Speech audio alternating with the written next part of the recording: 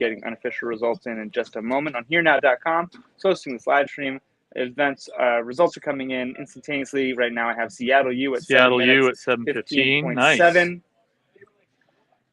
Wichita State Wow. coming at 7:15.8, so that would have been a heck of a finish to be able to see. And in third place, another 7:15.8 is Long Beach State. So it would be the closest finish we've had. Well, good thing we're going to get a photo. That is 3 crews there in 1/10 of a second, and then Bucknell fourth at 7:21. So hopefully we'll get an image of that pretty soon. So we had Seattle U in first place at 7 minutes 15 seconds, 0.7. Wichita State in second place, 7 minutes 15 seconds, 0.8. 8-1. Long Beach State 7:15.86. So really tight. Too bad we couldn't see it on our UC Santa Barbara rounded out 5th, Oregon rounded out 6th. So really great work by the West Coast and Plains region crews in that event. And moving on from there will be the next race of the CD final. And they're already 3.5 minutes into this race here. Who do we got in this race, Eddie? In this race, we are going to see in lane 1, Virginia Commonwealth Youth Club rowing team, then Penn State, Chicago in the middle, Ohio State in the middle, Oklahoma State Cowboys in 5th lane, and University of Connecticut, whose coach just arrived. This is the Northeast Coach of the Year, Marissa Semperbaum, bringing her crew down to Tennessee for a great weekend of racing. That's great. So we're calling blind right now. We're starting to just barely see some of the crews visible. We have, is Penn State in this race? Because they're all up and there's a lot of cowbell going on. A lot of cowbells from the Nittany Lions. Penn State is in lane 2. We can't see them quite yet. Oklahoma State. Yeah, we can see Penn State on the far side. Now. Oklahoma State and UConn up on the outside flyer there. UConn, nicely done by them. And then, across the way at Penn State. That's 4 crews fighting for 3 spots in that C final. Great work here. I love the UConn stroke going on. I love the way that stroke man is drawing the boat down the course with him. I think all the teammates behind it could trust that. The Oklahoma State Cowboys are also getting a great piece down the river. There is not trading bows quite yet, but each surge of the stroke is trying to close in, get his seat back. They're coming into the side profile pretty quickly. I am seeing UConn through the buoys first, Penn State across the way, coming through the buoys second in this 1,400 meter, and it's too close to call between Chicago and Oklahoma State. And those two only half a seat maybe off of Penn State. So now we just have to look and see who's the raciest right now, who's the most composed. Penn State looking under control, but flying up the slide just a little bit. I think there's a vulnerability there maybe that may come into play as they keep moving. And, 5 of those 6 crews have now crossed through the 1,500 meter mark, and they have nothing but clean water ahead of them. The rain has subsided, and they are again moving away from the family tents, and it's going to quiet down. It's just going to be them and their right now. I'm sort of saying I think we have UConn out in front, Penn State and Virginia Commonwealth sort of in a race there. I'm sorry, Penn State and Chicago. Yeah, Chicago's that middle lane. Absolutely. And then Oklahoma State also in there. Looks like Penn State is getting moved through a little bit, just a little bit by Chicago, but it's hard to tell that. And another great final coming up here in these 4s as we sort of sorted them out into their speed, right? And so you start to get some really good races here in the semifinal. Connecticut still looks like they are trying to drive the pace of the semifinal away. The photo finishes come out to confirm the results from the last semifinal. One of the closest photo finishes we've seen of the weekend, which is fantastic. Times will be coming in pretty shortly. These crews are all well within the red buoys that are in contention for the top 3 spots. Just about 7 minutes into this race, so we are going to see them finishing up in the next 10 to 15 seconds. Great blade work from Connecticut and Oklahoma State as they close down the line. Going to hear the sound from the horn in a minute.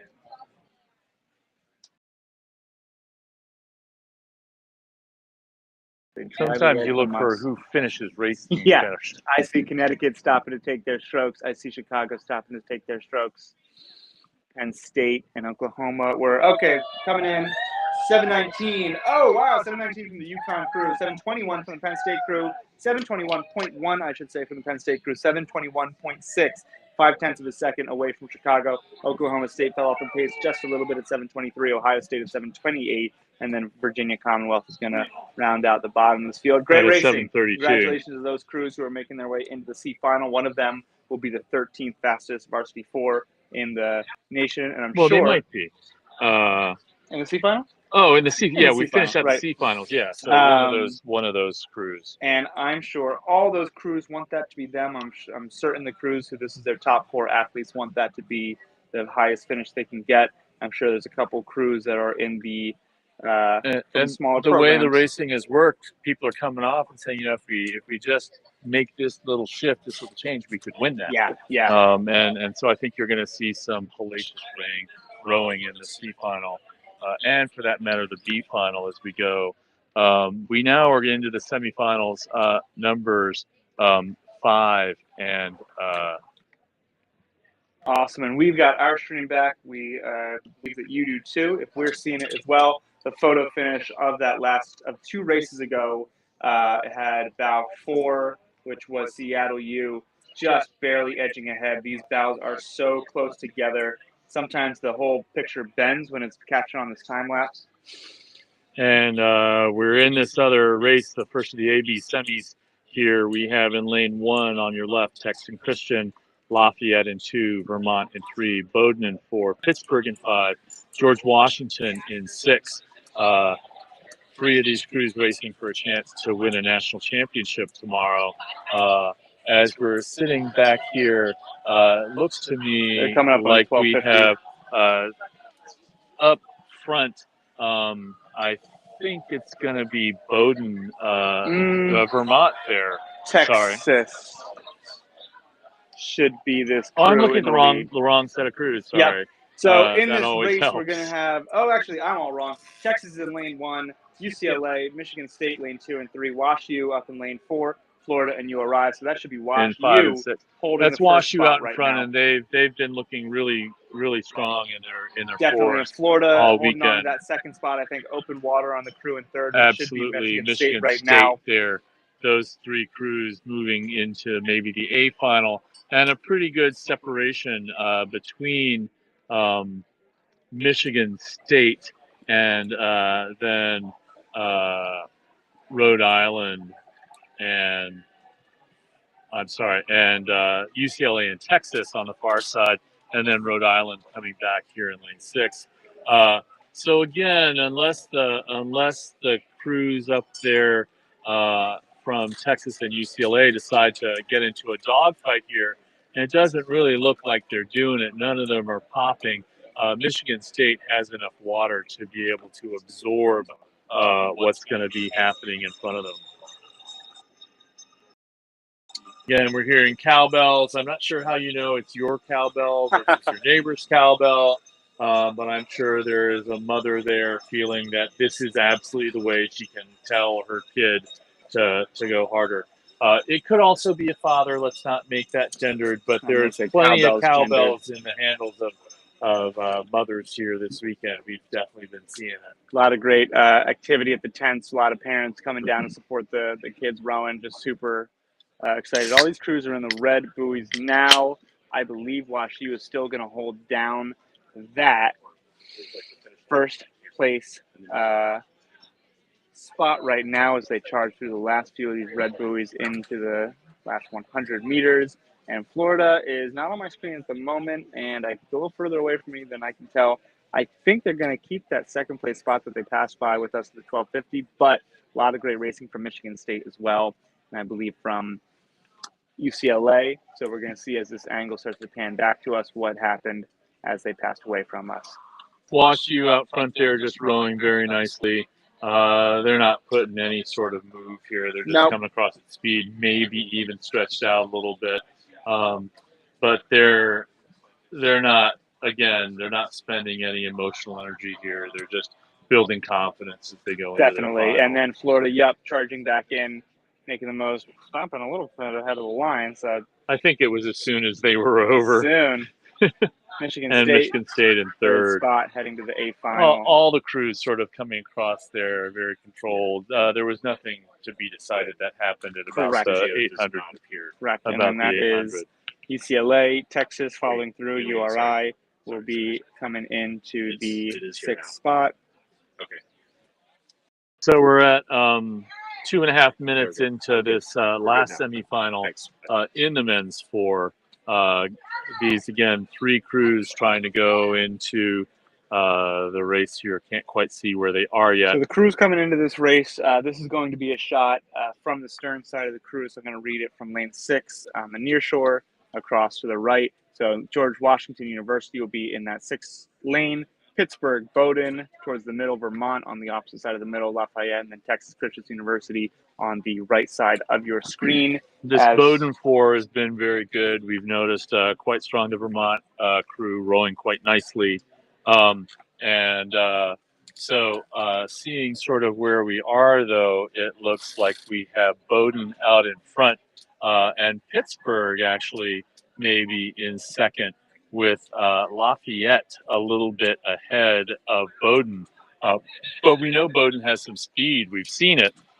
We've seen it in all the shells they put out on the men's and women's side. So of this Bowdoin 4, the stroke seat, Nick Werner and bow seat Avery Ellis return to the Bowdoin Polar Bears, both members of the 2023 ACRA 4 lineup. Their hull, nickname, which is named Free Speed, is named after their recently passed teammate Henry Zietlow, who passed away in 2019, but continues to inspire this crew and the Bowdoin rowing team. So I think they probably feel in their hearts they got another guy in the boat with them, driving them along this course, putting down a great first 1250 of the race.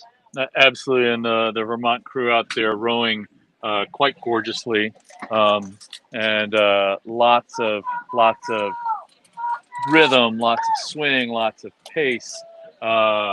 Again, over sort of on the other side of them, we have Bowdoin out in front on the other side. And that looks like it's going to be Lafayette trying to take second, and Vermont absolutely fighting for third against Pittsburgh. Coming up on a profile shot for us from the announcers table. Great finish and gather coming out of this Bowdoin crew, and I'm going to say that I see Lafayette passing through the buoys in that second place spot, tightly followed by Vermont. Tightly followed by Pittsburgh. So we're going to see Pittsburgh starting to wind it up a little bit. I think trying to get back on terms, as the Brits would say, with the other crew. Bowdoin now just out in front, nice and long. The stroke of that boat looks to be quite a tall young man as they come through here. And again, coaches putting some height in the front of their boat to force the length. That's also one of the reasons you might have this bucket here. You see the 3-man with the impressive carrot top there is nice and long and tall. The 2-man a little bit shorter, but putting them in the bucket helps him to be as long as the taller guy. They're just moving nicely. Again, it doesn't look like there's a huge press coming out of them. They're just doing it at their base speed. But this race behind them, on the other hand, starting to look a little fierce. In lane 2 there, we have Lafayette, and we have Vermont sticking itself closer up to Lafayette. Yeah, that Hudson shark fin bow number is starting to up on maybe, but we'll see. The Lafayette rowing still orderly. I mean, things are nice in place there. A little bit sprintier out of Vermont here, and they're taking a little bit of stuff. The question is whether they will get up. And in terms, I think, of progression, they don't need to get up necessarily. But we always want to. We say this over and over a couple of times. Sorry if we're boring you with our commentary, saying the same only those things of you over who've these been with us situations. since the morning, and if you have been with us all day, we totally appreciate you, and I'm sure you haven't bored yet. But I love this crew from Vermont. Really appreciate how they're rowing. They're sending it along, getting some coaching from a couple of their teammates who have injuries sustained throughout the year. Never mind, that's Middlebury. Sorry. And they look a little lightweightish, and that lightweightishness means that they're going, and they're not quite going to get there, but they close within two But that's seats a of light Lafayette, flight, which is a very nicely nice done. ending of the race. Maybe tomorrow in the A final, they will in fact be able to lay out a little bit more earlier, be a little bit more in touch, and make that sprint pay off in a different way. So Bowdoin coming in at 7:06. The third place in the last race, Michigan State, was at a 7:07. What I will say here right now, though, is we are on the front edge of this weather front. Yes. And so, in fact, the wind is shifting fairly quickly off and on. So we're getting to a point where the time comparison maybe isn't always as good. That said, the Wash U 6:56 and the Florida 7:02 are quite impressive times from the semifinal before this. And we are now moving our way back up into the eights. This will be the men's second varsity 8, semifinal number 1 of the A-B final, which will be followed by some men's V8s and then women's V8s. So you are about to hear the most enthusiastic version of Charlie Sullivan, who is here co-hosting with me for broadcasting with myself, Eddie Moog, the ACRA live stream hosted by Here Now. It's a team effort. We really appreciate everyone who's out here putting on this regatta and that has invited us out here to talk about it because we love to talk about it. Absolutely. And the reason he says that is I spent many, many, many years essentially coaching the JV. With Greg, we always did it as a team. I was always involved in the Varsity 8. Greg was always involved in the 2v8. But when it came down to it, the 2v8 was the event, the boat that I was taking care of at Michigan for a long time. Right. And as you said earlier, the Varsity 8 is the measure of the top end athleticism and speed of an organization. The 2v8 is the measure of the strength of the program. And it's also a great mark of the assistant coaches that are part of these programs that their goal is to help the program get faster, help eventually the 1V be faster the next year. And so a lot of the programs you're going to see that can field 2 varsity 8s that can contend for the A final are going to be types of programs that are strong in their roster of their athletes and strong in cultivating the coaches that want to stick around, want to make a difference for the program. Yep, and there's a slight little break here in the timing to make sure we can get up and follow these races, which we appreciate. And so this race is supposed to go off in about 4 or 5 minutes. That said, once that last crew is locked on, as long as no one's protesting it or not agreed, the referees can start this. And I know that they're wanting to move things up where. So what we have in these 2V races here, again, right now we've gotten into an A-B semifinal. So the top 3 are gonna go and try and fly. In this first one, the Virginia 2V has had a great season so far. The Bucknell 2V, we saw shooting out of their start yesterday. Delaware has been strong. Notre Dame with a very strong 1V.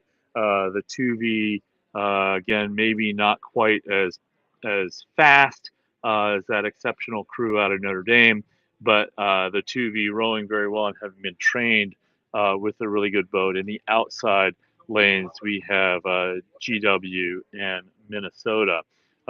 So these are the big programs on the men's side that are racing in the 2V and making it into the AB semifinal.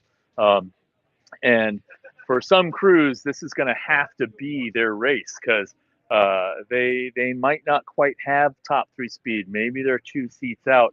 Maybe they catch someone sleeping. Maybe they do there. You can see the crews all at attention, waiting for the start to come from behind them. And ready to go right there as they take off. This is great. We actually get to see these 8s take off at speed. The first 3 or 4 strokes, you're not going to see anything different. And then for the most part now, we're going to see who likes to pop out a little bit. They're maybe going to get a seat. Maybe you're going to be 2 seats behind. Maybe you're going to be 2 seats up.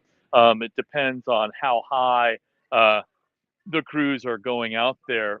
Right now, we have Virginia maybe a seat up um, on Bucknell, who also had a nice fast crew. Some crews like to get up and get out and go, but the real question is going to be how do they move into their base speed? So again, Virginia taking some more strokes, but now you can start to see them switching down about 50 seconds into their base speed.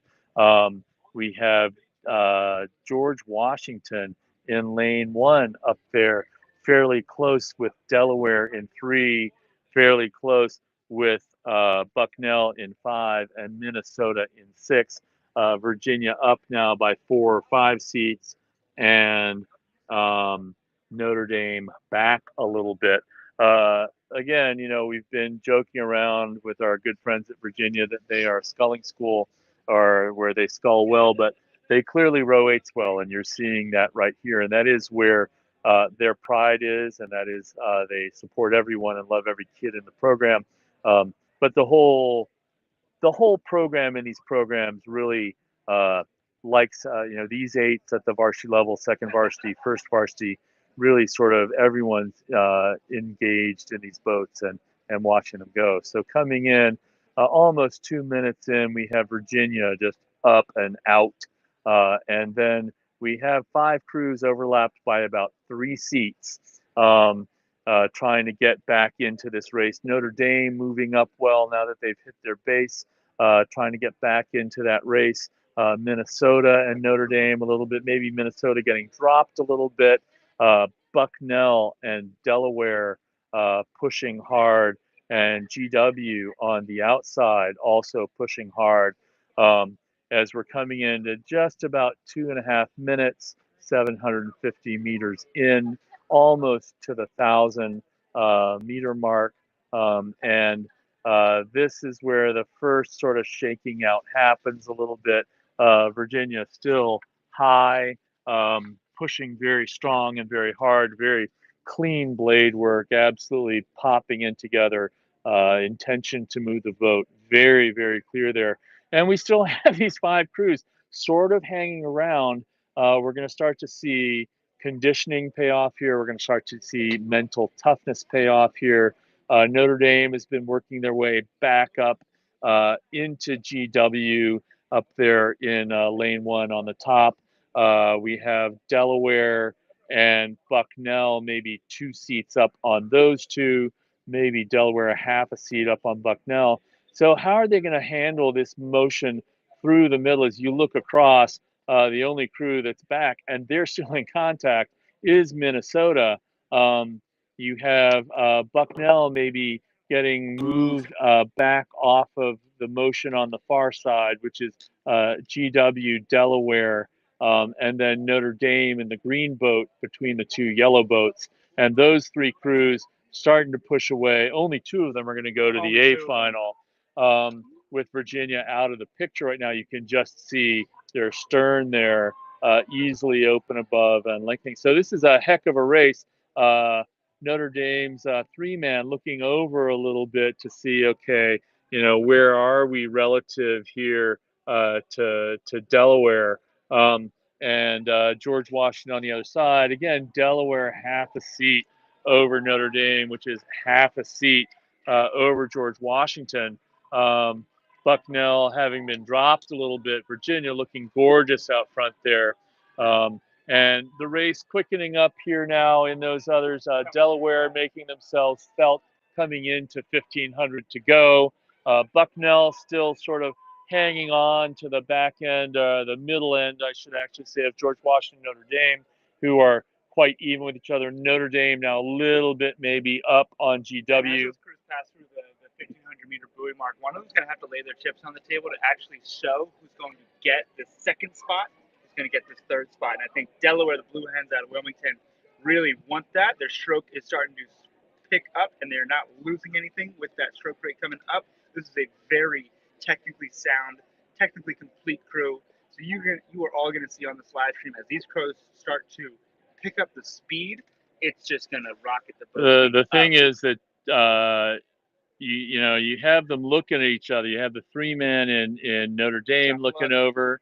You've had the stroke in the Delaware boat looking over. You have the coxswain from Delaware making points with his hands as he coxswains. Put that hand back on the steering.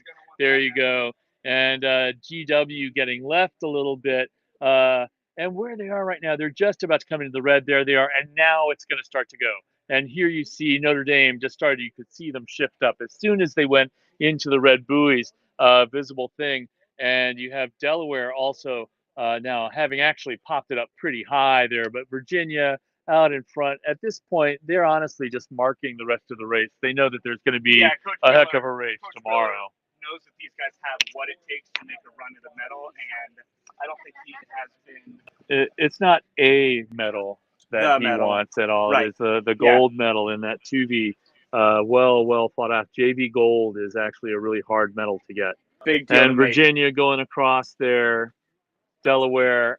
Oh, we're gonna have to see. That's gonna be tight. That was actually quite interesting because GW put quite a sprint and came back in there. I still think it was Notre Dame, but we're gonna have to see that on. And they're saying Notre Dame at 6:27, and then George Washington 6:27.6. So less than 0.2 of a second there. They'll check that with the finish camera. Bucknell 6:31 further back, and Minnesota at a 6:32. Wow, really deep race. A lot of those crews, if the draw had happened a little bit differently, a lot of them would have moved to A final. Absolutely. Now we have the men's 2V semifinal 2 already running down the course. And this will be Orange Coast in lane 1, Purdue in lane 2, Michigan in 3, UCLA in 4, Washington State in 5, and UNC in 6. Looks to me like we have Michigan out in front, just barely, pretty even with UCLA. Those two crews up in front. They're a minute and a half in, so they're just in the second 500. You'll start to see Michigan lay down some moves here. That's the way that they always do it in the second 500 and start to try and move over the course of that race. But UCLA also right there with them. Those two stroke for stroke. So it's sort of different from what Virginia had, likely to sort of drive them down the course. Right. And then in third, right there, we have Purdue sort of sneaking in for the third place at this point, at least. Still, only 2 minutes in. 2 minutes in. Purdue, though, a pretty good length almost over the other three crews. That are pretty even, and then that being Orange Coast, Washington towards State, the outside and lanes, we have OCC and Washington State and UNC men all fighting for each other. I think OCC has that overlap. I think Washington State and Coach Austin Works, UNC men's crews are just a little bit open gap. But UNC was that crew that snuck into this AB semifinal yesterday, right? It came up and took someone by surprise. So absolutely. And so here you have Michigan and UCLA laying it out with each other. Some nice moves. I know they both have some more gears to find, and they're racing each other pretty well. So if we went through with UVA at 6:22 last time, these guys, if they come through at around 3:10, then they should. And you have Michigan up and 3:11. So they're on the same speed right now as Virginia was, but with again, Purdue coming back up into that race a little bit. Michigan now 4 seats up on UCLA, but Purdue driving hard to get up into that race. And we saw it in their novice eight. UCLA. We're seeing it in every boat that Purdue puts out today. They are going to make everybody work if they want to stay ahead of them. It is not all set in stone. These crews are going to come up in our line of sight soon as they pass through the 1,250 meter mark. Charlie, how's this Michigan crew looking to you? I think they're looking pretty nice. I wish they were a little bit longer in, but I'm really liking the rhythm now that we see it out there. Bodies are very under control. There's no extra motion. I think that's also true of the UCLA crew, absolutely, by the way, yeah, as we're seeing. And so just two very efficient things. Michigan had gone up a little bit. UCLA now trying to get back on terms, and they're also dragging Purdue with them. Looks to me right now like we have UCLA coming through at 1200, trying to take a move, taking a seat or two up on Michigan. They are. They have a very competitive Coxon in the Michigan Coxon, though he's not going to just let them go. But we do have UCLA nice and long, gorgeous rowing, now 2 seats up on Michigan. Michigan needing to stay just a little longer into the catch. And those two clear Purdue. Purdue sort of clear, but there's a race going on behind them. So like I said, UNC, they haven't walked their way back up to the top 3, but they and Washington State have made their way up and left Orange Coast behind them on the other side of the river. So honestly, they might come up and overlap a little bit with Purdue by the end. I think 500 meters to go. Hard to imagine on a Purdue crew that's actually going to close in and take the 3rd spot away from them. But we'll keep an eye on the back of this race as Delaware only two, maybe 3 seats ahead of Michigan. It is not okay. Now about not Delaware. That's UCLA. Sorry, Blue Blades messed up. UCLA. So sorry. Coached by Coach of the Year from the West Coast region, Marcel Stiffy. His coaching staff has set out a bunch of great boats. So weekend. UCLA made some ACRA history and became the 2nd West Coast crew to win the Varsity 8 last year. And they had a very good freshman 8, and they didn't lose a lot of those guys out of those boats. And so here they are putting down a nice move. Michigan and the Red I just wish there were a little bit more rhythm in that rowing, a little bit more send.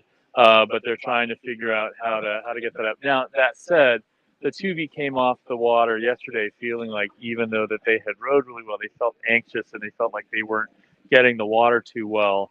It's better today. It is better today. And you're just going to have to see what people bring in the final. But very nice race here by UCLA. Some big boys in that boat. Big guys. Oh my God! And they have a good amount of rotation. They're doing a lot to get. They are getting a lot out there. You can see their outboard shoulders coming around. And they come up 6 seats in front of Michigan. 6 seats. Purdue holding on to that 3rd. Michigan, you saw a couple of guys. Too bad. But a 6:23 for UCLA, a 6:25 for Michigan. Virginia went 6:22. Delaware went 6:26 in the other race. So that's going to be a heck of a final tomorrow with Purdue making it. Again, young Mr. Jenkins stroking the boat from Purdue at 6:30 came in pretty nicely. And the 3rd place time in the other heat was Notre Dame at a 6:27, just beating out George Washington. So the sort of 1st place here where maybe GW is saying, we're faster than the crew that's in there. But the thing is, you got to win the race that's in front of you. You can't win the heat you're not in. That said, one of my little things that I like to point out is people talking about, well, so-and-so, if they would have been the Olympic champion. No, you can't be the Olympic champion if you don't go to the Olympics, right? So it's the same thing. So those were the 2v8s, and now we're going to come into the men's Varsity 8 semifinals. So take the 2v and increase it by a little bit of crack. And here we go. This is the big races here to try and get in there. Here we have again some crews coming back up from where they were before in the 2Vs. We have Delaware in 1, Purdue in 2, Orange Coast in 3, Notre Dame in 4, Michigan in 5, Washington State in 6. And you can read that from right to left as it is on your screen. These are stern-facing camera. Absolutely. So here, to me, it looks like the far side, Washington State, who had a very fast start the other day, and Michigan sort of up in front with Orange Coast also still in the mix on the front. But 5 crews across right now. The only crew back in this first minute, just a little bit, is Delaware. But yeah, very definitely there. Lane 5 and lane 3, Michigan and Orange Coast, who were, I believe, did they race each other yesterday? No, I don't. Who does it? I forget who Michigan had in their semifinal, or in their heat. Um, so Orange Coast looking very nice, getting out there, actually taking maybe a seat up on Michigan at this point, with Purdue in that race again. Purdue having shown some nice speed in the A10. Notre Dame in lane 4, also doing some good stuff. The thing about so actually that's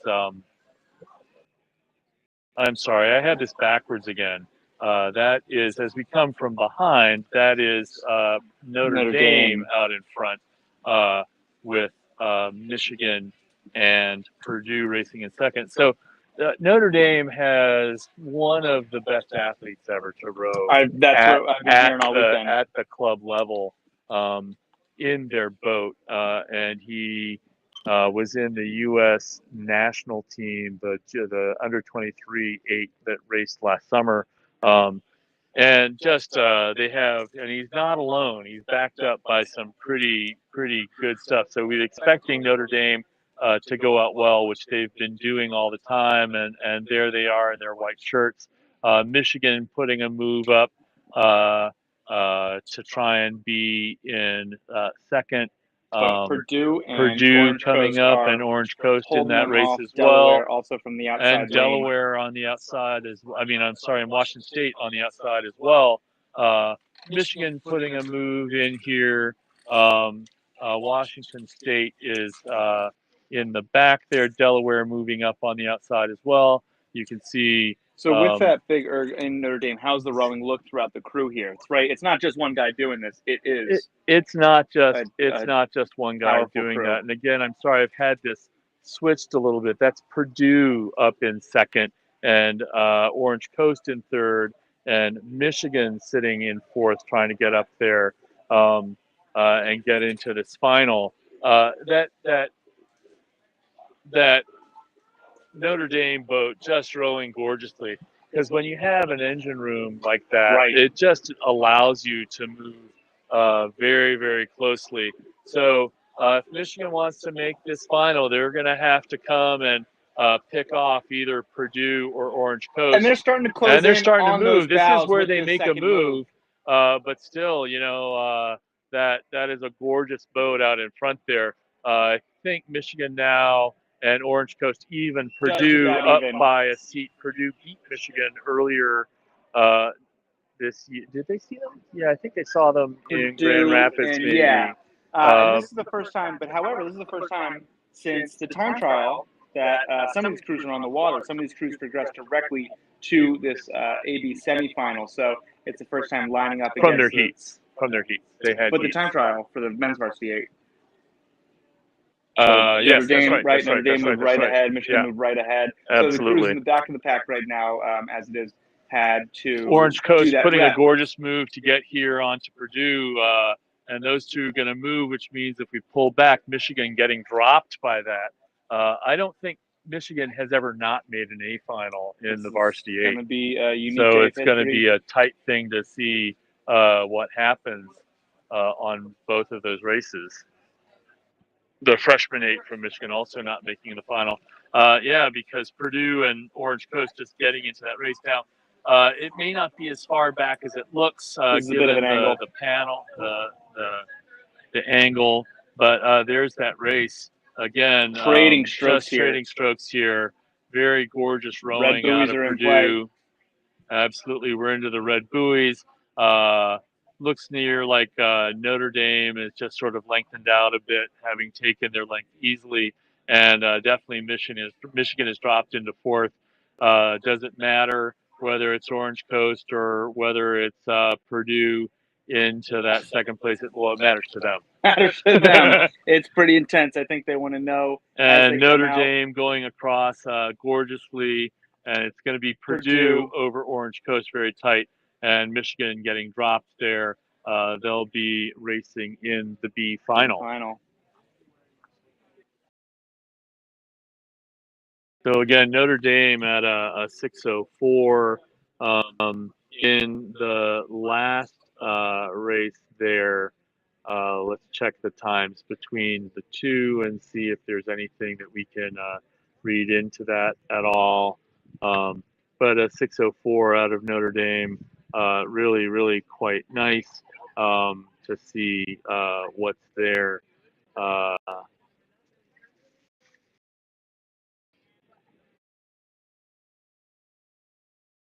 So see if we can get that. Go back and look at the race before, see how things look relative to other stuff. Trying to pull up. We're about to pick up the results. Second semifinal of the AB final. They're about 1 minute and 27 seconds into the course, so it should be right through the first 500-meter buoy. From our left to right, we're going to see Bucknell, Rutgers men, UCLA, Virginia, Minnesota, and then George Washington in lane 6 on the opposite side from Bucknell. There we go. And this is the other race to see who gets to go into this. And this may now with Michigan not having made the A final, this may actually have quite an effect on here. Virginia wants to punch into that A final and put some separation for points that they can. Like Coach Biller mentioned about his second varsity 8, he thinks they are prepared to take the gold medal. He just wants them to put that down the course. I think he feels the same way about his first varsity 8. They've been racing so fast throughout the year, opening up that GW invite. At every other race, they've been absolutely class. But they are side by side with this UCLA. Last year's trying to come and defend their championship. Reigning champion who is absolutely determined to make it back to the A final, and I'm certain they are determined to repeat for West Coast Crew. And here's the thing: UCLA has not seen any of the East Coast crews, and the East Coast crew, Virginia, hasn't seen the West Coast crews. So we don't have a whole lot of cross pollination here. Right. And those two crews going down together, Virginia being very aggressive off the start, and about 3 minutes in, they have a seat, maybe 2 seats on UCLA. But definitely a little bit more aggressive race cadence going there, which means that UCLA could have a gear that they can kick into, and we'll just have to see that sometimes. But we don't want to count out this third place fight. Rutgers has a couple seats established on Minnesota. Absolutely. I'm sure that's going to come to contest as we get into. They're coming up on the 1,250-meter mark, and then soon the 1,500-meter mark. Rutgers crew, just like their second varsity 8 rowing, just so well, really strong showing from the now the oldest crew established in this regatta. I think they're just getting at least one more seat up on Michigan from what this aerial shot is showing Michigan's us. not here anymore. I'm sorry, Minnesota. Their stately neighbor, Bucknell and George Washington University on the outside. And as we come into actually being able to see this race in front of us right now, Virginia lengthening out a little bit more and taking another seat over UCLA. Really gorgeous rowing there. Nice push, nice swing. UCLA sticking right with them, but boat speed definitely to Virginia, taking another couple of seats. Rutgers on the far side in Minnesota. Rutgers looking a little racer to me. Minnesota could go, but they're still being pretty patient. They're being very patient. They need to be a little bit impatient right now. But Rutgers using that, they have about half a length up on Minnesota, and I think they're gonna use the last 500 meters here to keep opening that up. I see they look very long, strong. I know they have a couple more gears to head up and drive with. And we have George Washington and Bucknell sort of off the back of that. So again, here's Virginia moving up almost a boat length now on UCLA. Doesn't look like a little bit of like sprinty finish send there in the Virginia boat. Coxon, though, looks fairly in control. And UCLA, they're hanging, but they're not going to spend the emotional energy to try and get up in a second here. They're just going to come note when UCLA start to move and see if they can also bring that in tomorrow. And Virginia now, Coxon sitting on the bow ball, are coming through the bow ball as they come into the red buoys. Rutgers increasing their overlap with UCLA, absolutely. And those three crews, I think, are going to go through. And And at this point, it doesn't look like anyone's trying to make a huge move here. That's the one thing about the Varsity. People are pretty mature in sort of what's happening, and that when they had to make the move happened 700 meters It did, ago. yeah. They're not waiting till this last little bit when, as I say often, you're going to run out of real estate, right? Don't make that move when the finish line is going to get in the way and get in the way of you being able to walk through another crew. Got to have it happen. So in the Virginia the race.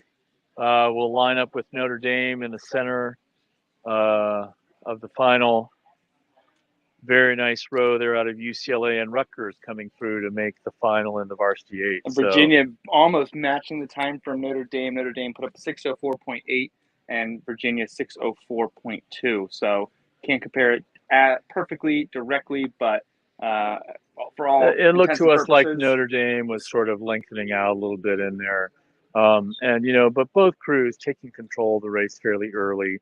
And so I don't think either of those coaches is going to broadcast everything that they have today. That is right. If you come in with a chance to row the gold medal, you win these semifinals on base speed. Yes. And you're not showing all the tricks. The bells and the whistles will come out tomorrow. Although Virginia did show us, as did Notre Dame, very, very nice starts and getting out in front. Really so did. If you ask me, what we're going to see tomorrow is those two crews just go. Maybe someone's going to try and throw something with them, but those two crews are going to be racing from stroke one. Unfortunately, tomorrow when we get to the grand finals, we'll be able to watch a little bit more of the starting strokes. It is exhilarating. We're just a minute into this crew. These crews are probably just coming off of their high strokes from left to right of the bare edge of your left screen. Middlebury, then Grand Valley, Lakers, that is Bowdoin in lane 3, the reigning champions of this event. Vanderbilt in lane 4, Northwestern, and UC Santa Barbara. And as I see it, I think Vanderbilt is just out ahead a little bit of Northwestern on their port starboard side, and Bowdoin on their port. It is very tight, though. We have not even crossed the first 500-meter mark, and these crews, I don't think they're going to drop one another because these outside crews are not letting go. I'm going to guess that their race plan is contingent on not letting them lose contact with these middle crews because they knew where the faster seeds coming into it, moving out of the – this was all heats yesterday, if I remember correctly. Yeah. But Vanderbilt starting to get just a couple more seats on Northwestern, who is the closest crew to them, and extending that just a bit over half of a length over Bowdoin Polar Bears. John Miller's been building this crew for a while here now. Got some sophomores and some juniors in there. And I know he's had this in his sights for a bunch for that program. And they're moving out nicely in front. Vanderbilt there in lane 4. Northwestern showing some really good women's rowing here this whole weekend. Popping into second, and interestingly, Santa Barbara there on the far side, sticking it up a little bit into Northwestern. And very even, though, on the other side, we have Bowdoin and Grand Valley, and not very far behind them, Middlebury. So that could be a little bit dangerous, but we still have from Vanderbilt out in front back to Middlebury. There's overlap, not between those two boats, but across the entire field. So this is a lot of overlap to reach the 1K mark with, which they're about to close in on really soon. I really impressed to see in a semifinal 6 crews all holding overlap with someone else, and it's not bow to stern, daisy chain down the way. It's most of the shells overlap except for Vanderbilt here, who's going to cross through the 1K mark at about 340. So that's 339. Just under half a length, because now Northwestern is making their way back. Northwestern is pushing themselves up, and as you can see, Santa Barbara and Bowdoin sort of even. Santa Barbara maybe a seat up, but Bowdoin coming back in. And this third 500. If you can win the third 500, you often can win the race. Vanderbilt extending a little bit as they go up there, which is great to see. Bowdoin trying to move up into them. but Northwestern going along with Vanderbilt out in lane 5. Yeah, and keep in mind that angle we were just looking at was a little bit behind the profile, so I think Vanderbilt pushes people forward is a bit. just barely showing a first amount of open water on a crew, and that would be Bowdoin next to them. And they're coming into our line of sight. They just crossed the 1,250 meter mark. I love the rowing that Vanderbilt's putting down. It is a complete stroke. There's nothing wasted. They're not spinning their wheels. They are just driving along, setting the pace and setting the tone for how this race is going to go. And Northwestern, to their credit, is going with them. UCSB is now trying to edge ahead of the reigning champions, Bowdoin, who I think know that and are not going to let that get any further away from them. With a starboard stroke double bucket Love there. to see it. Northwestern, though, is pushing up They on are. them. And you're going to have this 5 great seats, maybe. race between UCSB and Bowdoin. UCSB, I think, 2 seats up right now. Coxon sitting on a 7-woman to be able to get up there. And now things are starting to, it was looking nice and pleasant, and now it's racing. I mean, it's been racing, but they're going up to the next step. Vanderbilt still opening up their open water on Bowdoin and University of California, Santa Barbara, even if not much more than a full seat. Great work by this Northwestern crew who is punching it up. They are trying to work their way in to whatever lead that Vanderbilt has left. But as Charlie just mentioned, starboard stroke, double bucket in the stern forward. It's great to see coaches John who Miller will find out the most unique way to support their athletes so they can put together the best lineups, not contingent upon a classic port stroke alternating crew. They said, you guys are the best people up in the stern four, and you row best on your starboard side. I'll find a way to make it work. And then to the double bucket behind it. This is probably one of the most unique rigs I've ever seen go down the course at ACRA with such a commanding presence on the course. We had a triple bucket once, but it was, that's sort of a little bit rare. A little bit. But we actually know the athlete in the back of that second bucket in 4 seats. She came from the program we've both been working at in New York City. And I think that's a really good place for her to be, actually. She's strong, but and she matches up there. And I think that what you're getting is a nice transmission of rhythm and power in that bucket in the middle of the boat. That's why you put a 4 or 5 bucket there. Northwestern, again, coming up in second. Just looks like Bowdoin getting back Bowdoin is getting their way back up. On UCLA. Props to the Polar Bears for pushing their way back into the 3rd spot. I know they're determined to make it back to the A final after such a great showing last year. Yeah, we're going to see full sprints here, though, even from Vanderbilt, because no one's going to let something happen behind them. Really nice rowing out of this Northwestern crew. Well done. And there you go, Vandy, Northwestern, and then just barely Bowdoin over Santa Barbara. Congrats to those top 3 crews cementing their way into the A final. Middlebury following through 5th spot, and Grand Valley Lakers following through in the 6th spot. Great work. 7:16 is the time to beat, so to say. 7:17 followed up in Northwestern, Bowdoin. The scary part is I think I'm hearing some thunder. Oh, no, I think that's just someone moving around the truck. Sure, maybe. Yeah. The problem is we know that we have this coming in, and so you can see semifinal 2. They have started. They've started because I mean, they have if nothing else, they got to get back to the dock pretty quickly. Anyway. You might as well put a clock on it. They may as well put it on and get more this than just in underneath there. More than just where they're going to line up. It is let's get off this body of water in case this weather gets worse. So from left to right, Florida, UC Irvine, Purdue, University of Rhode Island, Orange Coast, and Vermont should be on your screen. I think University of Rhode Island is just barely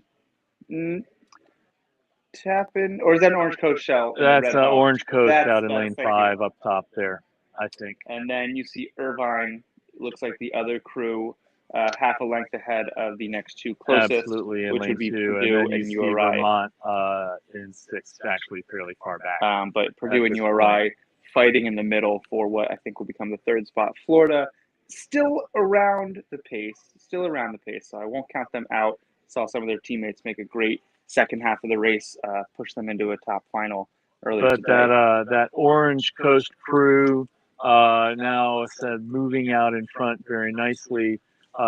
Race coming across from them from UC Irvine, actually in lane 2, and then in lane 3, Purdue also pushing up into that as they come through the 1,000. Those are the three leaders. With Rhode Island, half a boat back, maybe 3 seats back. But you can see again here the race just sort of taking off. This is a great drone shot here. Really nice. To be able to see how the race looks. This is sort of, we don't see it from this angle, but coaches see this competition in practice all the time because we're right up on it. So we become very attentive to who is moving where, right? And a very nice move from Orange Coast here, moving out in front. Looks and I think to me Purdue is like Purdue has put in themselves the maybe into second. Absolutely. Yeah, I mean they're moving a little bit. I'm seeing a lot more spacing between their strokes than I'm seeing from the lead 2 crews. Yeah. So Purdue making a move to make sure that they're up there. They've always had some good, strong women on their programs, good athletes to sort of move that up. And they're going to come into our line of sight soon. They've already through the 1,250 meter mark.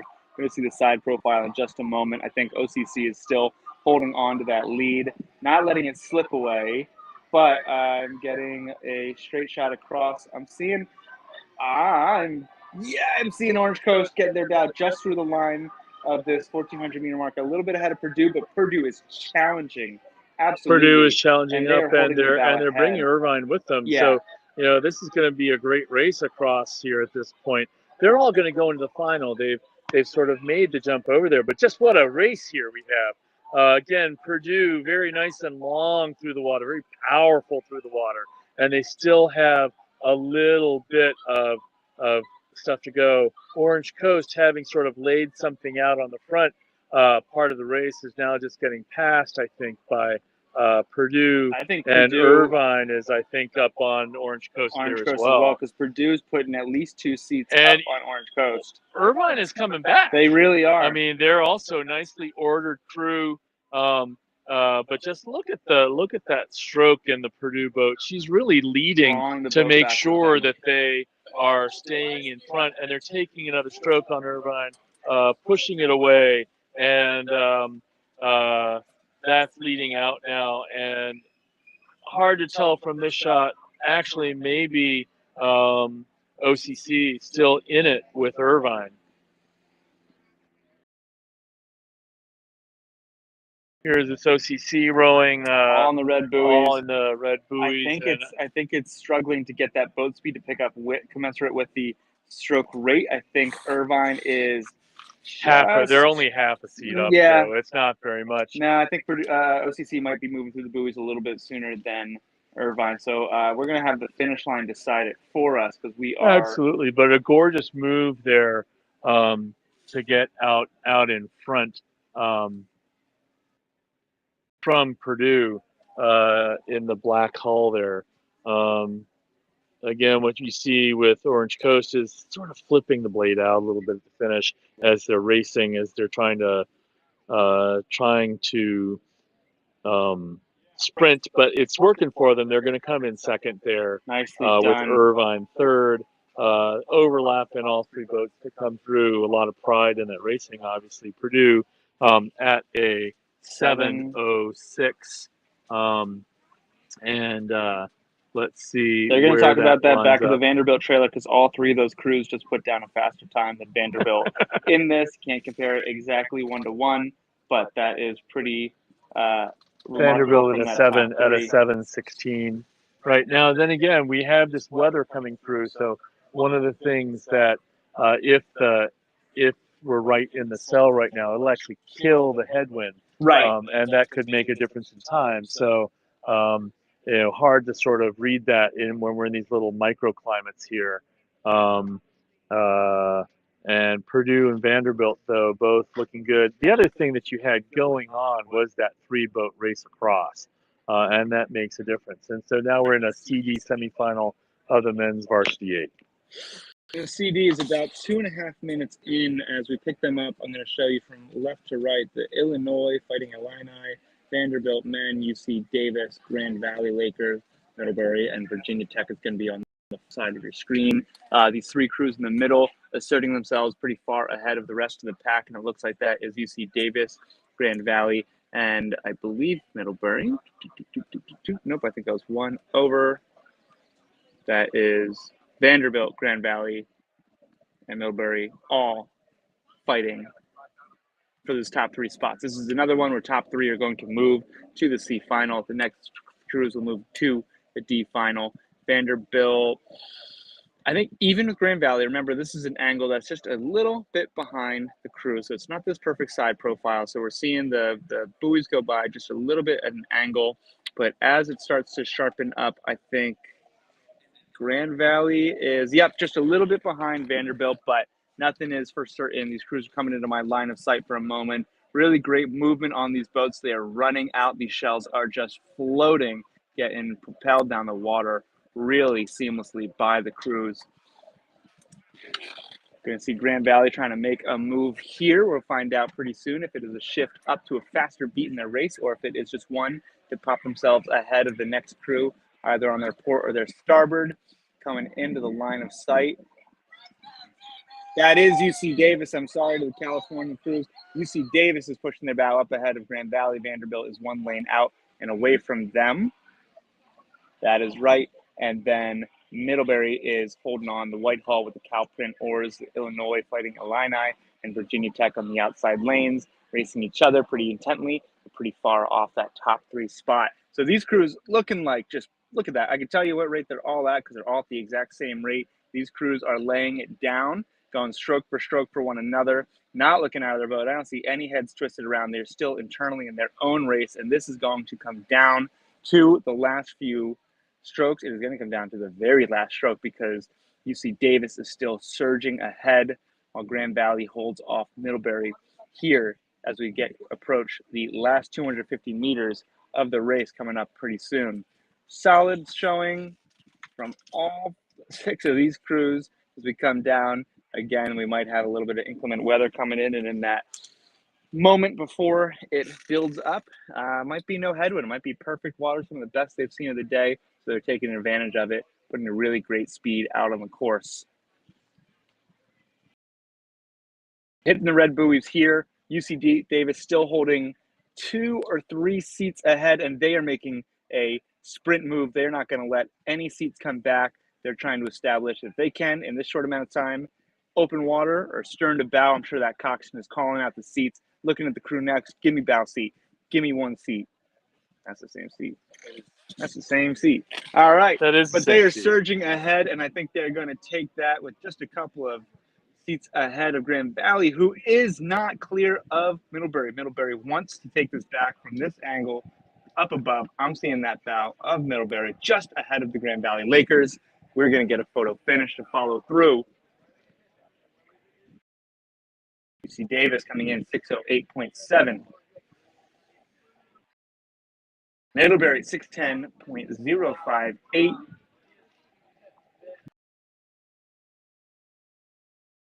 Vanderbilt 610.22. Grand Valley 610.34. What a remarkable finish. Sorry to Vanderbilt. I did not see you guys close three crews there, but it's 3 crews in 3/10 of a second. Oh my God, I did not see you guys Grand close Valley. in. You know why? You were just so fast, I couldn't see you with my own 2 eyes. Congratulations to Vanderbilt for squeezing their way in to a hard-earned C final spot. Illinois and Virginia Tech rounding out a really great semifinal race. I believe the next race is on the course. We have not stopped anything. They're 22 seconds in, and we now have a tailwind, the first tailwind we have had. Seeing UC Davis's 608 when you're looking up against Virginia going a 604 and Notre Dame going a 604, that 608 in some different conditions out of UC Davis, Middlebury 610, Vanderbilt 610. They have a faster course to play with right now. They do. Push down the course. Photo finish is probably coming up in just a moment, and wow, I thought the 4.8 across photo finish from yesterday was going to be the most remarkable one I saw of the weekend, but I am just amazed by Vanderbilt squeaking out ahead here. Sure, that team rolls deep with the men's and women's club programs both here. Now it's up on your screen too. I'm sure they're all going to be very proud of each other for the races they just put down on the Saturday afternoon. Absolutely. And lane 5, Vanderbilt versus lane 3, Grand Valley, right there qualifying for the C final versus qualifying for the D final. D final. If you were in that, it means they're going to be some tired legs out Yeah. there tomorrow. Oh yeah, these for guys had to earlier give start everything they too. have. Although the 8th finals will all end our day tomorrow on Sunday, so they have a little bit of time. not 24 hours, not 24 hours, Almost. because racing should end earlier than 3 o'clock 22 tomorrow. hours. That's This is still the enough. men's varsity 8 second semifinal, the second semifinal of the CD final. From left to right, we have Clemson, UC Santa Barbara, UNC Men, Lehigh, URI, Central Florida, URI being Rhode Island. So this is going to be a very interesting race. If you heard us talk a little bit earlier, because those of you who've been with us all day, Lehigh didn't get to initially race the time trial. They had a collision on their warm-up. There was some breakage in their boat, came off the water, and the Bucknell men were kind enough to lend them a shell. So later on, they had to do a time trial. They just had to get a time down the course. They went ahead and did that in a borrowed shell with the hand clocked time, which is the old school way to do it. And they came in to a repechage, and they panned out here for the repechage. So I'm sure these guys are hungry. This is Charlie, correct me if I'm wrong, first time Lehigh's attended ACRA? They came once a couple of years ago, Okay. I think, but with this coach, yes. With the new coaching staff. And also sort of really bringing the 8s and trying to race in the big race. Yeah, and so I think they brought the some Lehigh Mountain force. Hawks really want to show that they're one of the top tier crews. They spent a lot of time with the Dadville crew when that race was absolutely one of the most exciting ones to go to. But UNC coach Austin Works' crew is coming down, holding just a couple seats ahead of Lehigh and a few more seats ahead of UC Santa Barbara. Not quite open water yet, but great work from the UNC men.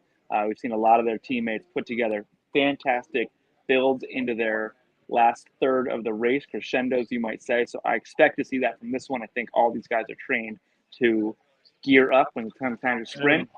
They went through that 1,000 in about 3:04 or 3:05. Wow. So they're sitting here again on 6:10 speed as they come up. So here we still have this race going up here with UNC out in front, but moves here from Lehigh, to get into them, and UCSB nicely sort of ahead of Rhode Island, but again, there's still 700 meters to race here. Got some of the gauchos on the shoreline cheering with us. Those are the big freshmen from their Novice. Very nice. UNC is starting to lengthen out that lead here, not by really clicking it up, and they're not sprinting early. They're just moving longer through the water. They are getting their blades in just a little bit more crisply. Yeah, we'll see if that the 1500 gets in their and way. That's worked. I think it's working for them, actually. Right. A little bit of hang happening on the white oars, a little bit of sky up there in lane 4. You see UNC's crew blades going in nicely and directly is pushing themselves ahead of UC Santa Barbara. All three of these crews, if they keep this finish order, are all making their way to the C final.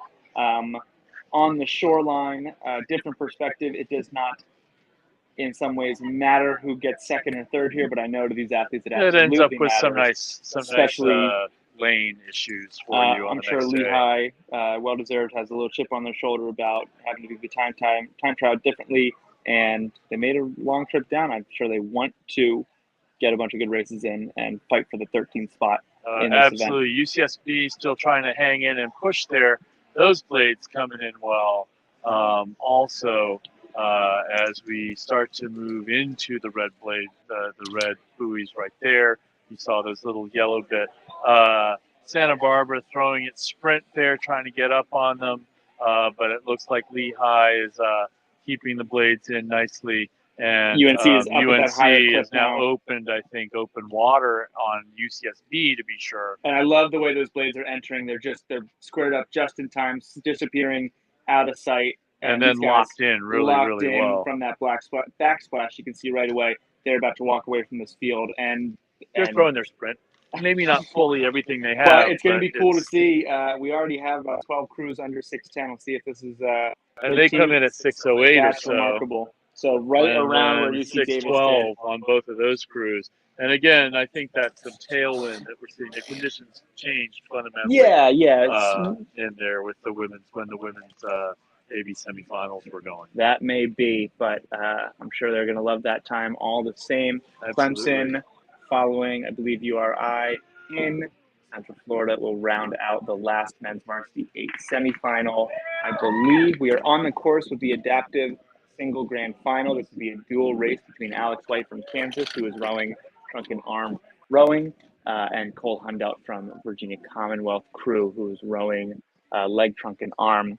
And so these guys are going to be making their way down the course, 2.5 minutes. I'm sure they are still in their first 500 meters in the single event. So it's midway through 3 o'clock. If you have just joined us or if you've been listening to us through the Varsity 8, I don't think we took time to introduce ourselves. This is Eddie Moog.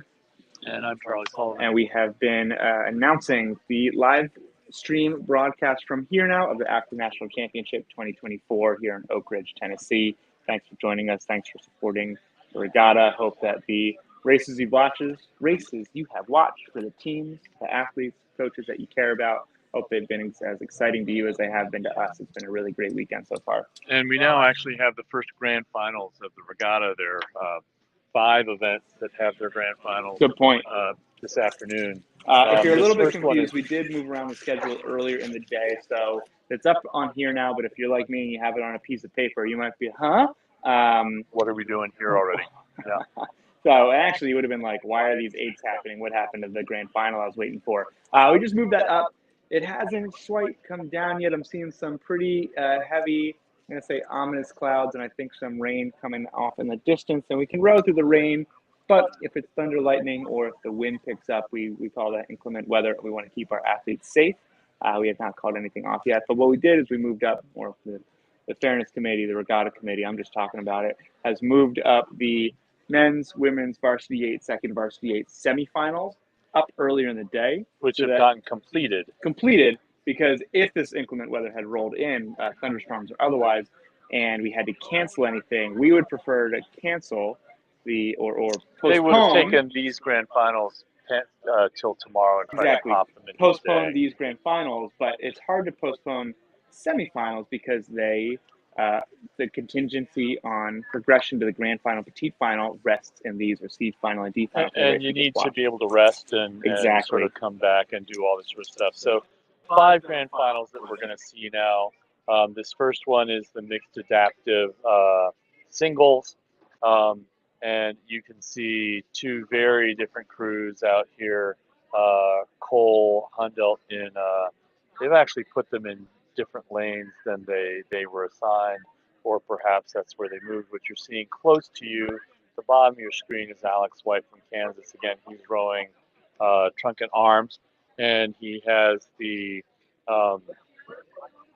2 pontoons underneath there as a part of that, what's allowed underneath those his rowing category to help set the boat, because what he doesn't have in this category is the full use of the muscles of his legs, and that is what in rowing we use to stabilize the hull most of the time. It's pressure. And this is standardized at the for adaptive rowing at the junior level, collegiate level, international level. Yeah, you'll see this in Paris this summer at the Paralympics in the of which the U.S. national team has a great showing out of the training center up in Boston, and the Para Rowing Foundation in this country that trains internationally. A lot of great rowing.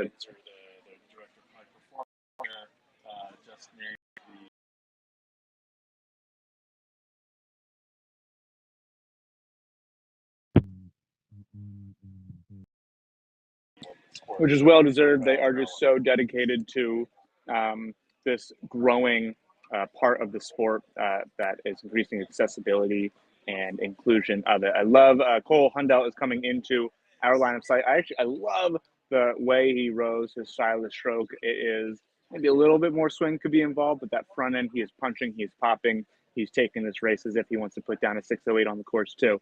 It's really, really invigorating.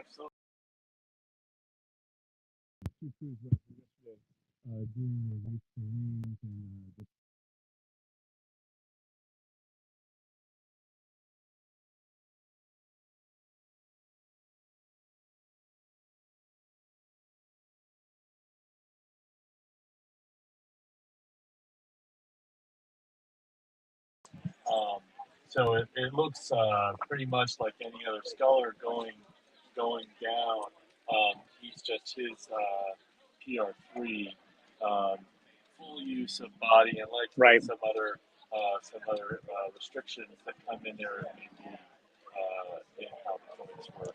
There's like a bajillion different ways that you can come. Yeah, and it just makes sure that everyone is classified in the event that's most fair and sets them up for the most success. So I love the puddles he's creating. There's not a lot of white water. He's not ripping the blades out of the water. He's sending it, squeezing them out, getting good blade work. And there's pretty good spacing between those. It looks like he is a sweeper, not just a sculler.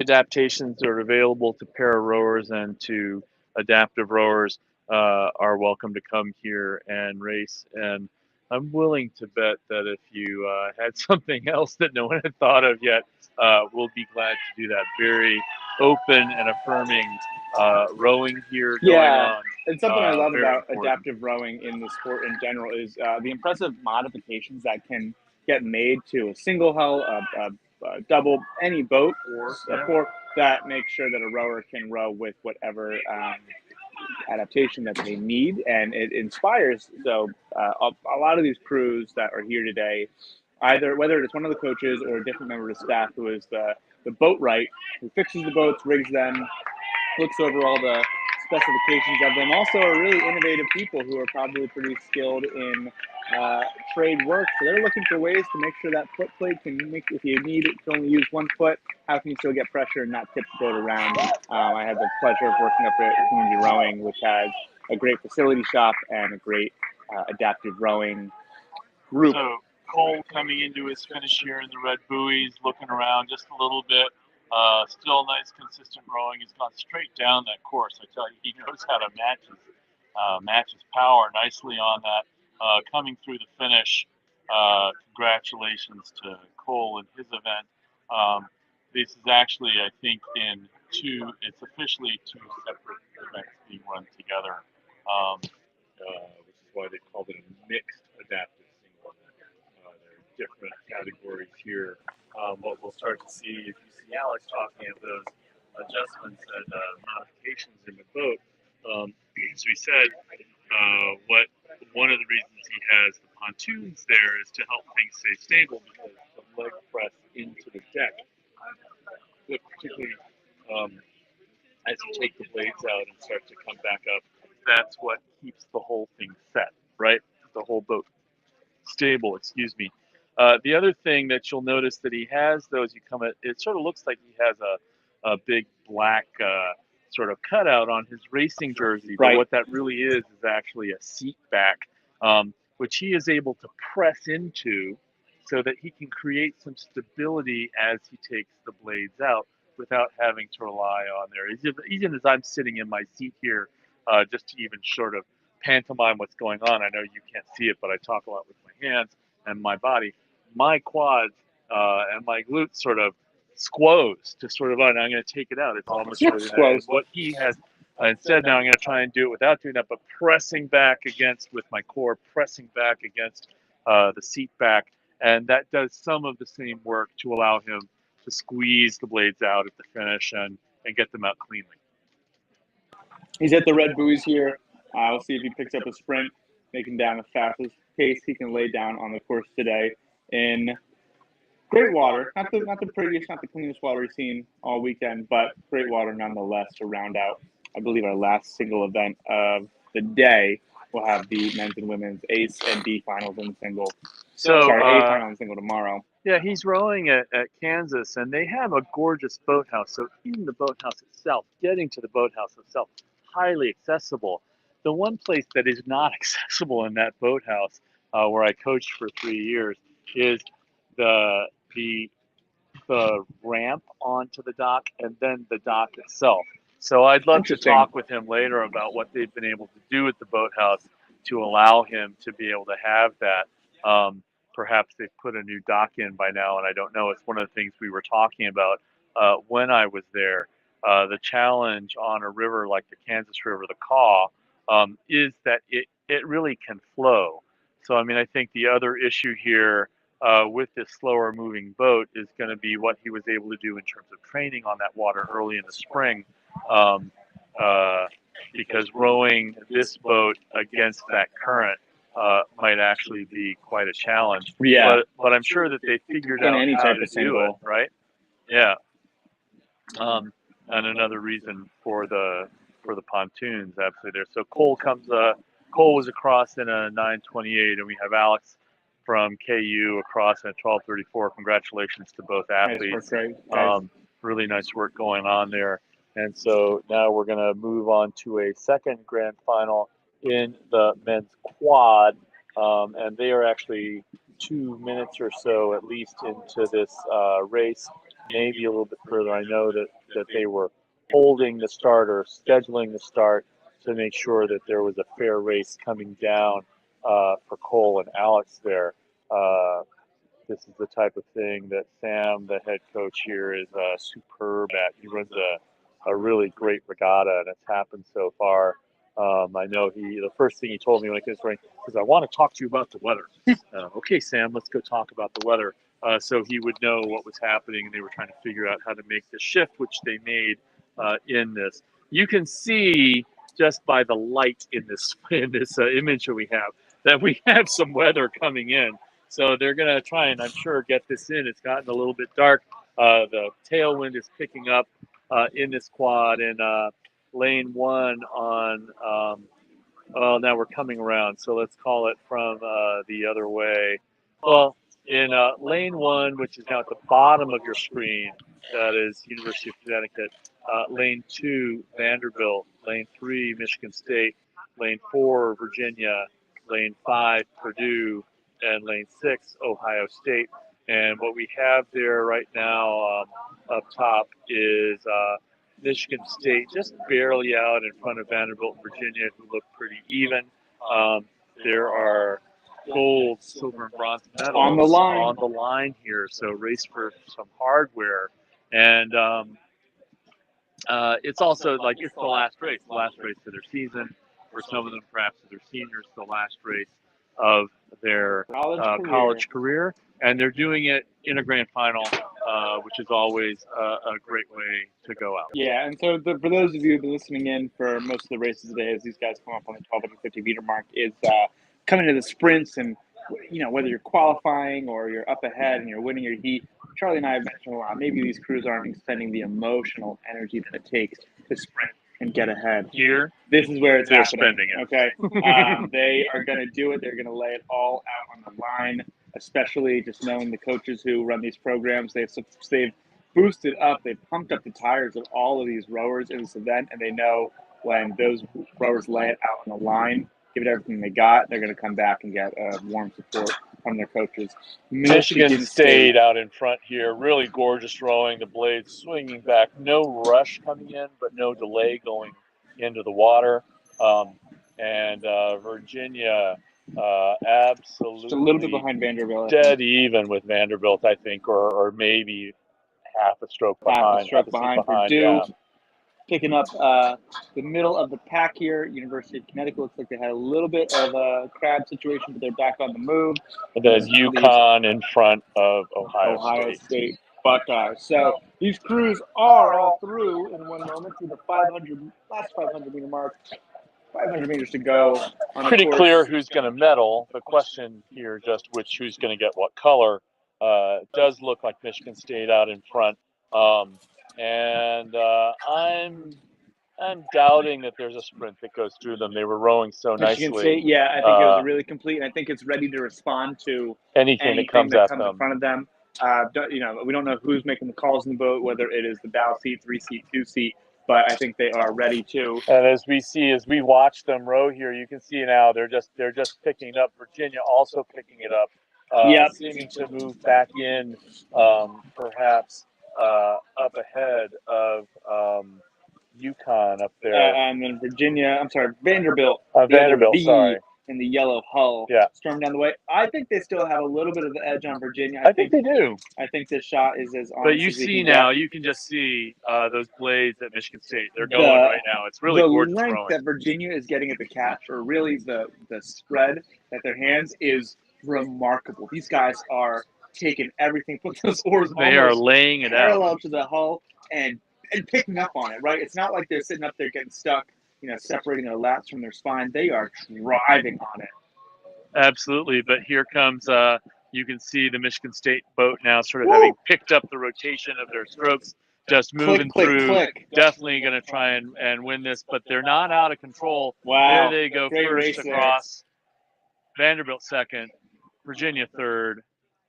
Not that far behind. Purdue really closed in on Virginia, so congratulations to Michigan State.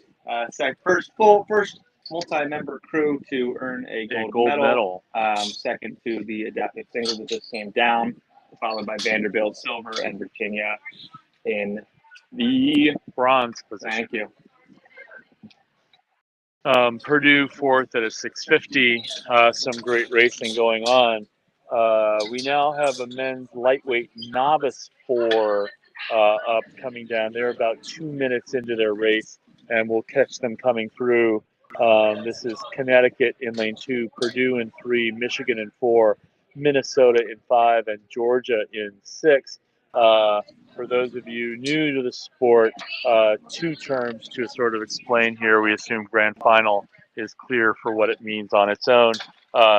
Novice again here, first year of college rowing, lightweight, 160 pounds or under for all members of the boat. The coxswain could be 160 pounds, but you sort of hope that they're not.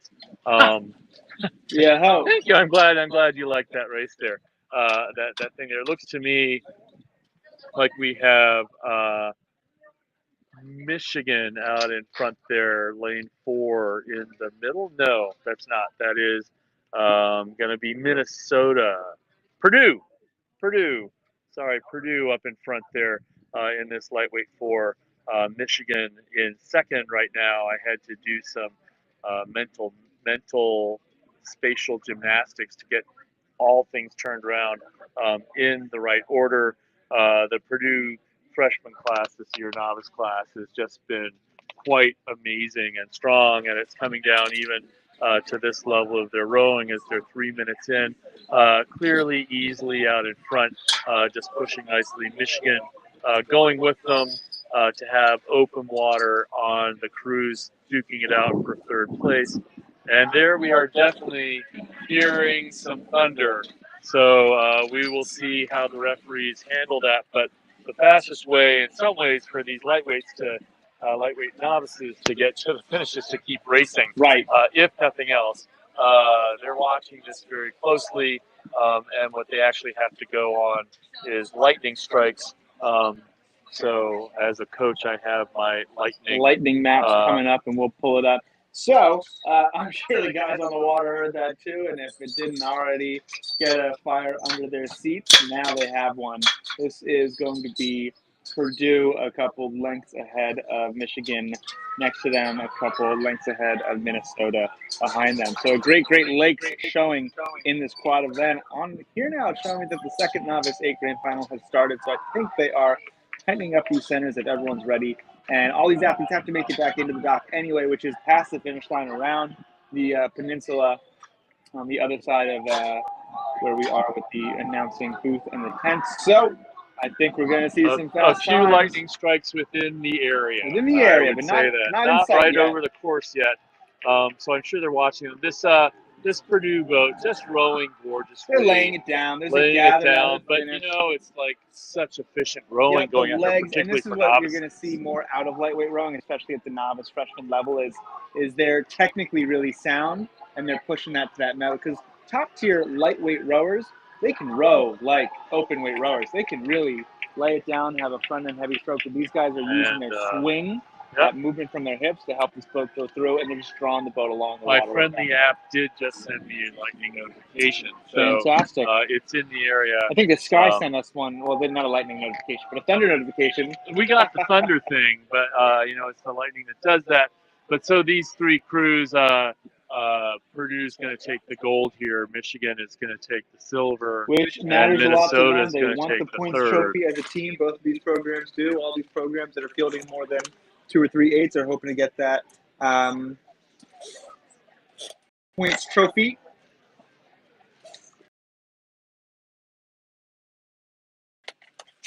Yeah, so again, just sort of watching things come down, making sure that they finish the race out. The referees are following the race all the way down, and there we just got saw our lightning first right lightning across notification. from us. And what I think you're going to see happen is that they have the ability to take crews off the water up at the start. And I think that they'll be pulling them out right point, I think getting them off the water, because a really good call by the referees earlier to have matched this. I think this final is going to finish out and be sent straight to the dock. Yes, it is. And the referees are going to start to come in, and I'm sure that there's stuff going on. So here we have Purdue. Again, Purdue novice lights pushing very nicely, getting out to take the championship, and taking the gold. Very nice row by those 4 rowers and their coxswain. The drones are coming back. We can hear them landing. They don't like this weather either. They don't like this weather either. There's Purdue winning with their first gold medal. Looks like another race coming down, though. All right, this is the second Novice 8 grand final. Purdue second Novice 8 grand final. In the lead of this one. It looks like the refs are going to ask these guys to race it down the course because they were already on it. So I bet they will be pushing the fastest capacity. That gives us, so what we're going to see is UC Irvine, Michigan State, Orange Coast, Purdue, and Michigan in this race. I believe I saw Purdue up in the front of this race, with Orange Coast being chased by Michigan, but where Michigan State is sort of hard to know relative to that. And I think that's what we have. These guys are coming into the 1,250 meter mark. Michigan State a little bit behind the pace, but OCC and Purdue duking it out, trying to get the second Novice 8, a really deep program indicator, trying to get a gold medal. So Purdue and Michigan State are the first two. Purdue and OCC, and Michigan sitting there. Is that Michigan State?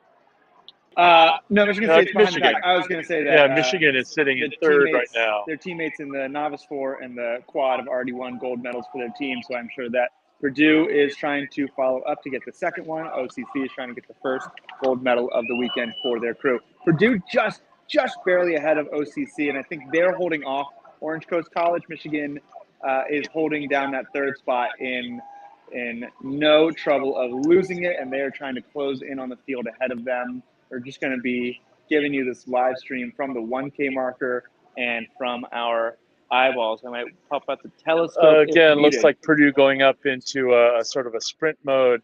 Looks like OCC still holding a little bit, but OCC sitting even. So we'll just see who's got the better gear here as they go into the last 400 meters. Looks to me like Orange Coast is starting to move. There's Purdue in this, and what I'm hearing about this recruiting class, a lot of kids from that Midwest region, because Midwest Scholastic and Midwest Club is a lot of deep, a lot of stuff. But I'm going to tell you, the California junior rowing is just faster. It's just faster. And that's what we're seeing right now. OCC taking their sprint up. That's what we hadn't seen. We've seen them being patient and waiting. And now they say, okay, boom. And yeah, now 1 seat is 2 seats, and there 2 they seats go. is 3 seats. Absolutely. I'm calling that by both in the red buoys. And the seat at the stern bow deck covers, they are looking at 4 seats now. They're charging their way into the finish line, hoping to get the first gold medal for OCC of the weekend.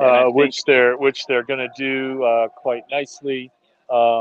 Purdue sitting there still racing very nicely. Probably, I think, their first loss of the season for this second Frosh rate, second Frosh 8. But in the national final, so that's always a good thing. And then Michigan's going to come in for third. Also, then coming down fairly close, there's OCC winning, Purdue, and it will go back to do that. Nicely done by these three programs. Purdue 7:13, Michigan 7:24, Minnesota 7:34. Hey, North Carolina, can you all move out of our sight line, please, for let's call this? Thank you. Well, let's see. Already here coming down the grand final, because there's a lot of yelling on the shore, so it looks like they're going to down and get the last race in off the water. The referees having made that call again. Racing crews down is actually the fastest way to get him back, since they couldn't hold him at the start. 3V grand final. You're off. So from left to right, it is UNC men, it is Purdue, it is Michigan, Bucknell, Virginia, Rutgers, and then Minnesota on the right side of your screen. What we're going to see is this chevron, of which Bucknell looks like they are trying to lead the pack. Virginia is right up on them, if I'm reading that right, and Michigan is in the mix, fighting their way. This is a coveted grand final. A lot of crews. It was only a couple of years ago that we started holding a third Varsity 8 grand final here, and most of these programs, a couple others, couldn't wait to enter their 3v8 instead of having to break them up in 4. So absolutely. I think that is Virginia up ahead when we close in a little bit closer. That is Bucknell and Michigan. Up ahead, and Michigan. Bucknell and Michigan, and they've raced each other earlier this season. I believe Bucknell took that race. It was fairly early. I think Michigan had been on the water not very long. I don't think Bucknell had been on the water all that long. But we saw those two different racing strategies. Bucknell having really gotten out hard and thrown that down, and then Michigan moving through the second half of the race. As we go, we are past that first 500-meter mark. We're closing in on the 1K mark, and Bucknell is only opening up their lead on the rest of the field. They haven't quite dropped Michigan. Michigan is trying to hold on to them. UNC a little bit behind the pace back there with, that would be Purdue in that third spot right now. But Purdue has not yet dropped Rutgers or Virginia. Still a little bit of overlap with those crews. These guys are laying down, I think, in this Bucknell. I think I see a bucket from high in the sky. Maybe that's where all the speed is being caught up with. Absolutely. So Bucknell popping this out, they are absolutely gorgeously coached, very much being able to go. As we're coming into almost 3 minutes into this race, you're going to start to see the Bucknell start having been thrown. Michigan's 3V yesterday sort of got into a not so great cycle on their rowing, very sort of high, and they're trying to leave this lengthened out. But this is where they need to take their move if they're going to get back up into Bucknell. On the other hand, we also have UNC. That's Purdue. That's Purdue, up there also coming. Again, sort of all of these programs trying to get themselves in. Bucknell here holding on to that move as they're now crossing by about the 1,000. Michigan taking the rating up and staying longer than they did yesterday, but that Bucknell crew really running gorgeously. Holding down a really great pace, just to barely stay ahead of Michigan. If you can't see your crew, we can't talk about it. I think both crews are making their middle move to make sure that they are getting up ahead of the rest of the field going into this last third of the race. They're all through the 12:50 mark. You're seeing them from the bow. They're coming into our line of sight, side profile. Bucknell still leading the way. But Michigan moving. Michigan is moving. There's starting a to lot move up on them. overlap Today here. they're long, and they're They are powerful. way less tight on the stroke. I think their coach did such a great job giving them composure on land. It's okay to have one or two frantic races, but the day's the day to lay it all down. And We know that's what Maddie was working on them Absolutely. with. We had the pleasure of having dinner with her last night. We actually talked about many other things. This is going to be a great race coming up. I think Michigan, these guys, both of these 3Vs have been out there racing against their 2Vs pretty much. So the question is going to be, can Michigan come in and pull Bucknell in as the heavens absolutely Yep, are skies are opening opening up. Blades are going in. It's already a water sport, so let's May as well get wet. get nasty. Bucknell's still up by about 2 seats as they're, I think, coming in now to the about to hit the red buoys, another 5 or 6 strokes to there. We're just going to see who actually has the gear to go up. And with the rain, we're not getting the images that we're wanting to see necessarily. So we're going to have to pull it from here. I still think Bucknell is up, but Michigan is closing. Bucknell's blade's going right down in. That's going to be a great finish to see. We'll just have to see it. The great thing about these rowers, they're so composed. They're up top, and we still have Bucknell up in the red buoys by half a seat. But Michigan absolutely moving, working their way back in. So who's got the momentum to come into the finish line first? Bucknell still up there. It looks like they crossed over before, just barely beating out Michigan. What a great race between those two programs. I love the way that these crews have come together. Michigan is solidly. Yep, and Bucknell 604.1, Michigan 604.6 , and we're talking about the Varsity 8 that were going 610 and 614. Wow. I guarantee you that Michigan's 3V is not 10 seconds faster than their 1V. That is just what has changed with these. So we are going to let you go today, get everyone out of our lightning area here, including ourselves. Yeah. And we would sort of like to not be fried chicken at the end of the day. So thank you. Yeah, let's do that. Thank you for joining us for day 2 of ACRA. Tomorrow we are going to move forward into grand finals, A finals, so long as this weather passes B by. finals and some C finals, C but finals. national championships to lay down. Yep, national championships, gold medals, and team point trophies are all on the line when everybody arrives bright and early at 7:20, the first race tomorrow, as it is listed on the schedule. So those of you who've been sticking with us, I know it's a couple of you, all day, 2 days in a row. Make sure you wake up early, get the coffee ready. We're going to start races before the sun's all the way up. Colin Carey, if you're out there, we love you. And everybody else, thanks for joining us. I'm Charlie Sullivan. Eddie Moog. HereNow.com.